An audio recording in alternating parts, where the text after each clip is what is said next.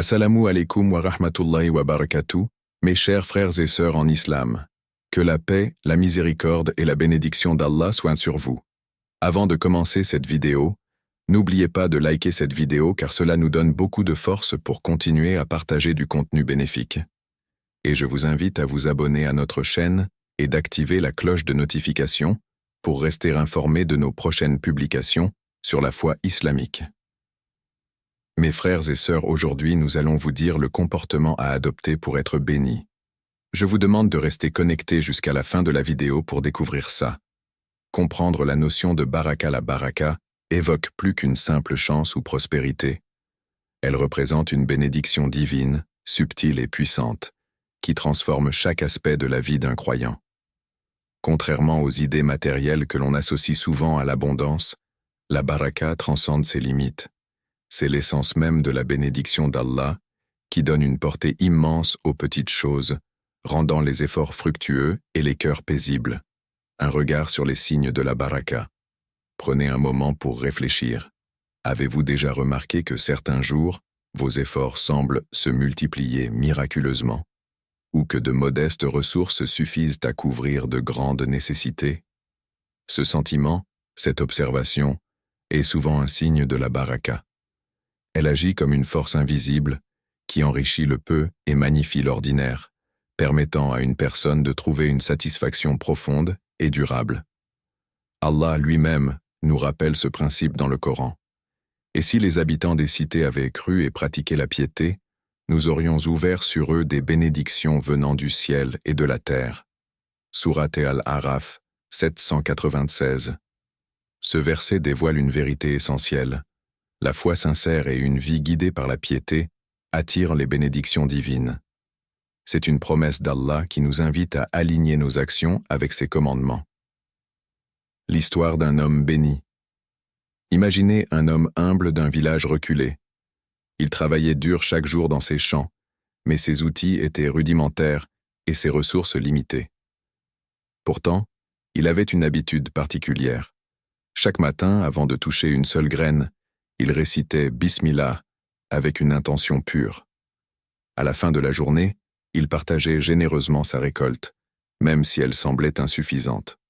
Un jour, un voyageur intrigué par sa générosité lui demanda « Comment peux-tu donner autant alors que tu sembles avoir si peu ?» L'homme répondit « C'est Allah qui donne, pas moi. Mon rôle est de transmettre ce qu'il m'a confié. » Avec le temps, ses champs semblèrent produire davantage que ceux de ses voisins.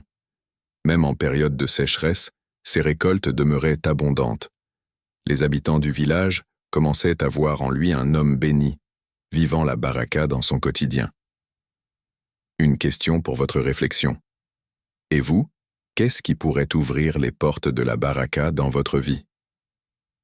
Peut-être est-ce une simple habitude à cultiver, comme dire « Bismillah » avant de commencer votre journée, ou partager un sourire sincère avec quelqu'un dans le besoin.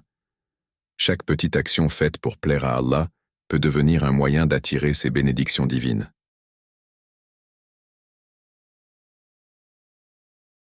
Les piliers de la baraka dans la vie quotidienne.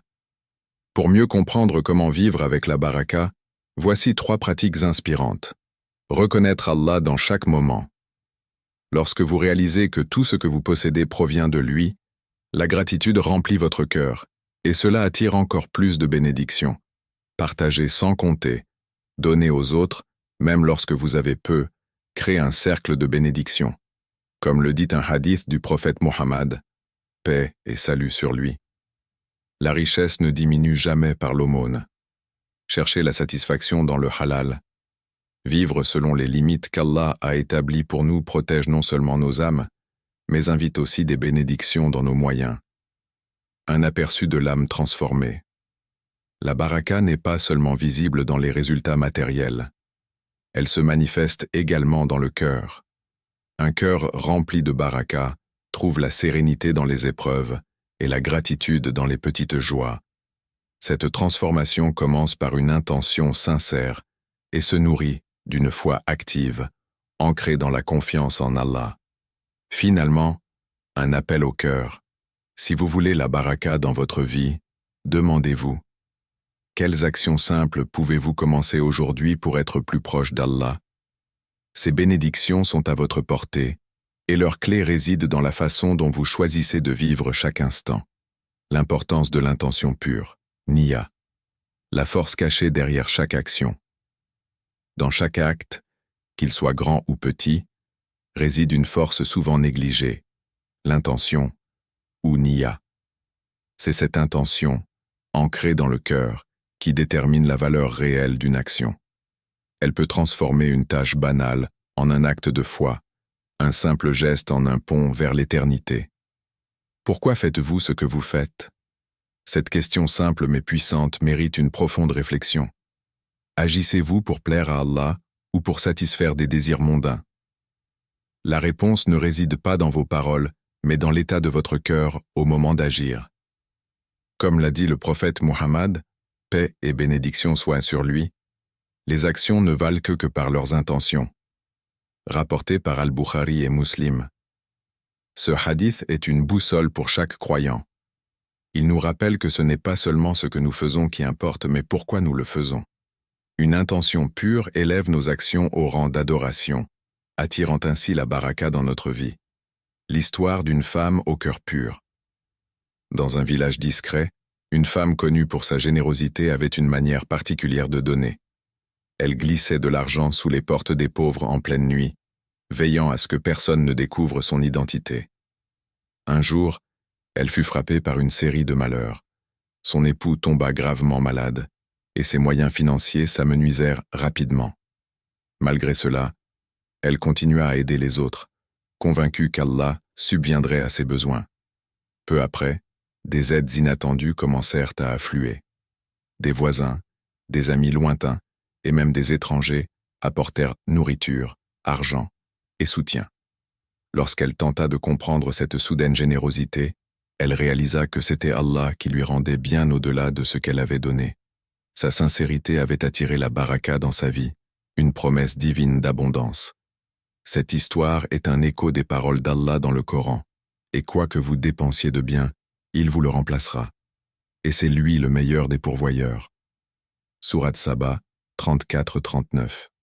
Allah garantit à ses serviteurs qu'aucun bienfait offert avec une intention sincère ne sera perdu. Chaque geste, aussi insignifiant qu'il puisse paraître, est enregistré et récompensé. Un examen intérieur. Prenez un moment pour réfléchir à cette question. Quand avez-vous agi pour la dernière fois avec une intention pure, sans rien attendre en retour? Cette réflexion peut révéler bien des vérités sur votre lien avec Allah et la sincérité de vos actions. Un chemin vers la sincérité. Cultiver une intention pure demande un effort constant. Voici quelques pratiques simples pour purifier votre niyya. Commencez chaque action avec « Bismillah ». Ce simple mot ancre vos actions dans la conscience d'Allah. Posez-vous des questions honnêtes. Avant d'agir, demandez-vous si cet acte est vraiment pour Allah ou pour impressionner les autres. Cherchez l'intimité avec Allah. Les actes les plus sincères sont souvent ceux qui restent cachés des regards. Comme le prophète, paix et bénédiction soient sur lui, l'a conseillé.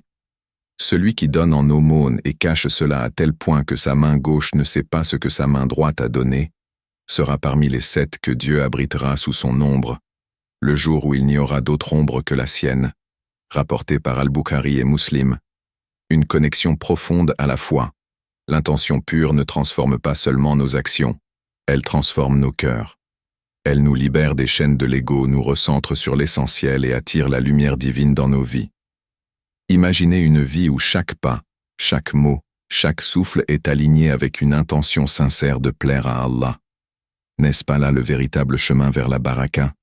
Un appel à l'action. Aujourd'hui, faites une action simple mais pure. Aidez quelqu'un sans le lui dire, priez pour un proche sans qu'il le sache, ou donnez quelque chose en secret. Vous découvrirez que même ce petit geste peut illuminer votre journée et attirer la bénédiction d'Allah dans votre vie. La gratitude, une porte vers la baraka. La puissance insoupçonnée de la gratitude. Dans un monde où les besoins semblent toujours dépasser les possessions, la gratitude peut sembler être un concept abstrait. Pourtant, C'est une porte qui ouvre sur l'immensité de la baraka. La gratitude, en islam, n'est pas simplement un sentiment. C'est une attitude active qui transforme nos vies. Allah dit dans le Saint-Coran, « Si vous êtes reconnaissant, je vous accorderai encore plus de bienfaits. » Sourate Ibrahim 14, 7. Ce verset est une promesse divine, un rappel que la reconnaissance sincère attire des bénédictions bien au-delà de ce que nous pourrions imaginer. Gratitude en parole et en action. Être reconnaissant ne se limite pas à dire « Alhamdulillah ».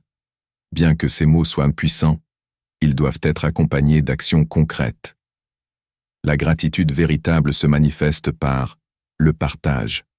Donner de ce que l'on a, même lorsque nos ressources sont limitées. La reconnaissance des bienfaits. Reconnaître les petits miracles quotidiens. L'utilisation positive des dons reçus. Employer ce qu'Allah nous a donné pour des causes qui plaisent à lui.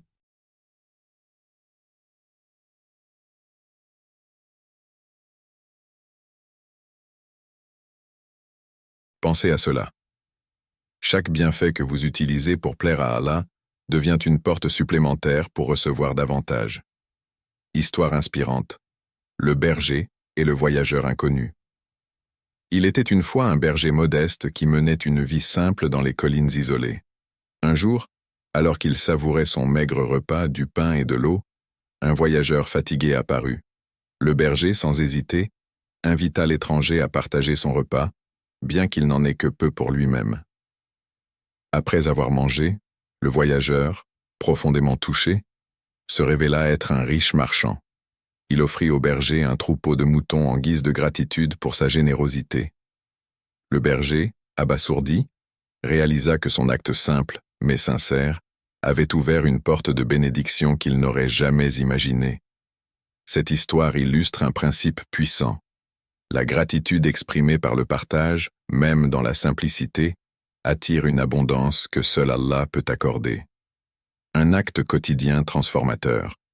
La gratitude n'est pas un état passif, c'est une pratique qui doit être intégrée dans chaque aspect de notre vie.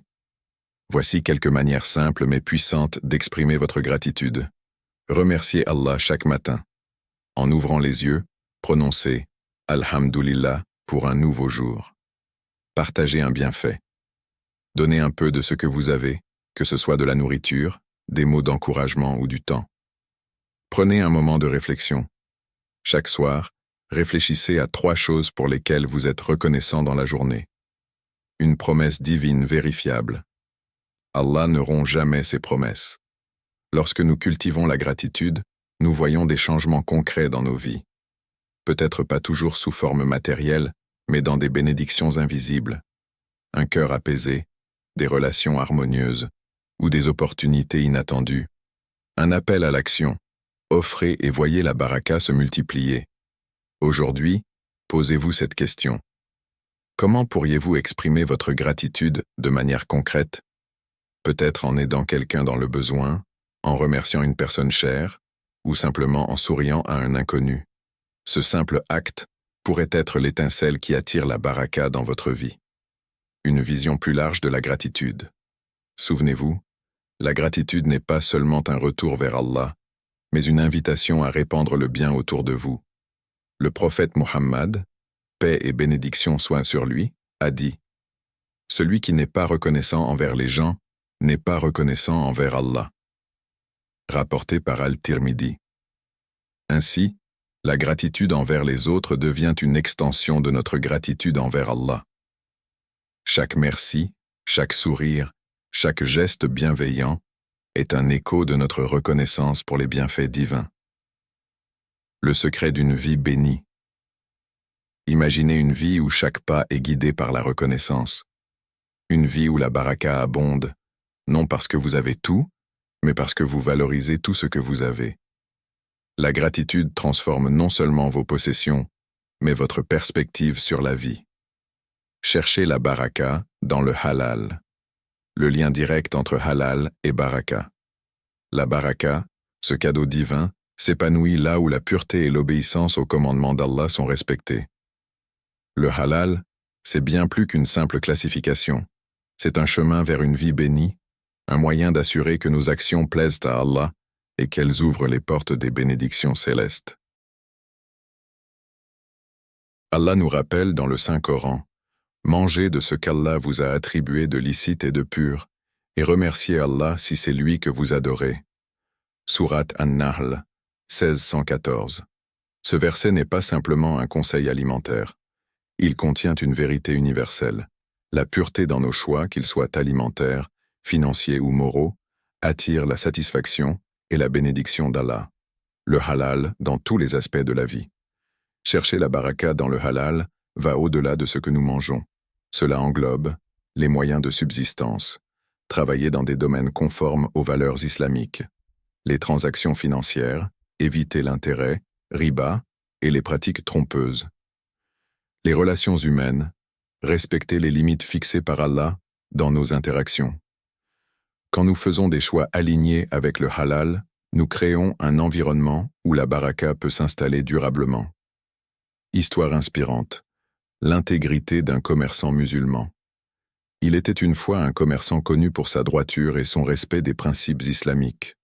Il pesait ses marchandises avec précision, s'assurait que tous ses produits étaient halal et traitait ses clients avec une honnêteté exemplaire. Un jour, un concurrent lui demanda « Comment fais-tu pour prospérer autant alors que tu refuses de prendre des raccourcis ?»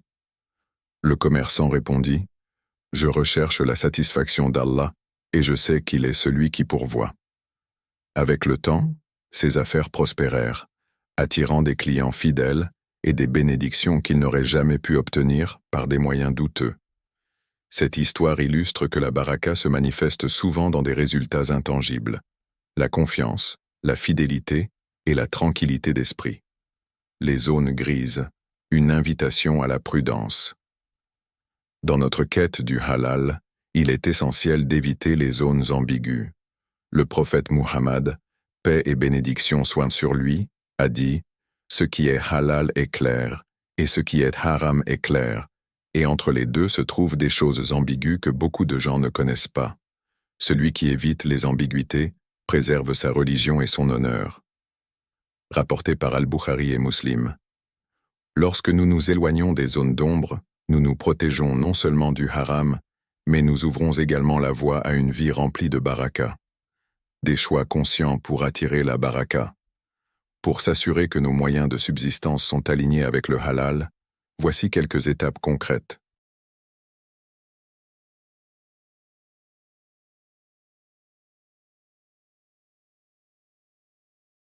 Examinez vos sources de revenus. Sont-elles conformes aux principes islamiques? Évitez les pratiques trompeuses. Être honnête dans vos transactions, même si cela semble vous désavantager à court terme. Faire preuve de vigilance. Vérifiez que tout ce que vous consommez ou utilisez provient de sources licites. Les fruits du halal, une baraka durable. Les bienfaits du halal ne se limitent pas au domaine matériel. Une vie alignée avec le halal apporte une sérénité intérieure. Le cœur trouve la paix en sachant qu'il suit le chemin de la droiture. Une relation renforcée avec Allah. L'obéissance invite à une proximité spirituelle, une prospérité bénie. Le halal attire une richesse qui dure, non pas seulement en quantité mais en qualité. Question réflexive. Vos choix attirent-ils la baraka? Prenez un moment pour évaluer vos moyens de subsistance. Sont-ils alignés avec les principes du halal? Si ce n'est pas le cas, quels changements pourriez-vous faire dès aujourd'hui pour attirer la baraka dans votre vie? Un appel à l'action. Élevez vos standards. Chaque décision que vous prenez est une opportunité d'attirer les bénédictions d'Allah. Optez pour le halal dans tout ce que vous entreprenez et observez comment la baraka se déploie, transformant chaque aspect de votre existence. Invocation et reliance à Allah. La force des invocations dans la quête de la baraka. Les invocations, du'as, sont le lien direct entre le croyant et son Créateur. Elles ne sont pas simplement des mots, mais une manifestation de notre dépendance totale envers Allah. À travers ces prières, nous ouvrons nos cœurs et nos vies aux bénédictions divines, demandant à Allah de répandre sa baraka dans chaque aspect de notre existence. Le prophète Muhammad, paix et bénédiction soient sur lui, a dit « L'invocation est l'essence même de l'adoration », rapporté par Al-Tirmidhi. Cette déclaration souligne l'importance cruciale de s'adresser à Allah dans toutes nos affaires. Que ce soit pour demander une guidance, de l'aide dans nos difficultés ou des bénédictions dans ce que nous possédons, chaque invocation est une porte ouverte vers la miséricorde divine. Invocation pour attirer la baraka. Le prophète, paix et bénédiction soient sur lui, nous a enseigné de belles invocations pour demander la baraka, dont celle-ci « Allahumma barik lana fima razaqtana wa qina adhaban nar » Ô Allah, bénisse ce que tu nous as accordé et préserve-nous du châtiment du feu. Cette simple dua, récitée avant de manger ou lors de moments de gratitude, est une manière puissante de solliciter la bénédiction d'Allah dans notre vie quotidienne.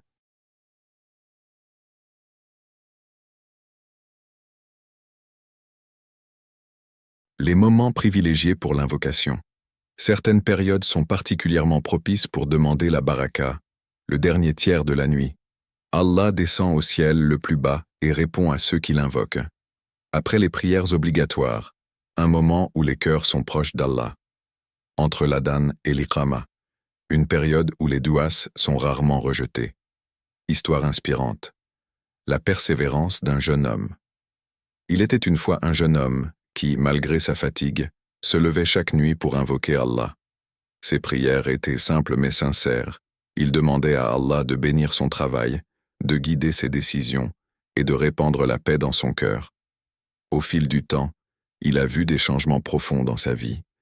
Ses affaires prospéraient sans qu'il en comprenne toujours la raison, et il ressentait une tranquillité intérieure qu'il n'avait jamais connue auparavant. La clé de son succès ne résidait pas uniquement dans ses efforts, mais dans sa reliance totale à Allah à travers ses invocations constantes. La baraka au-delà des gains matériels. La baraka ne se mesure pas toujours en termes de richesse ou de succès visible. Parfois, elle se manifeste dans une santé durable, des relations harmonieuses, une paix intérieure profonde, un sentiment de contentement face à ce que l'on possède. Question réflexive. Votre relation avec Allah est-elle active? Quand avez-vous pris le temps, avec sincérité, de vous asseoir pour invoquer Allah? Ces moments, aussi courts soient-ils, peuvent changer le cours de votre journée, voire de votre vie. Un appel à l'action. Commencez aujourd'hui.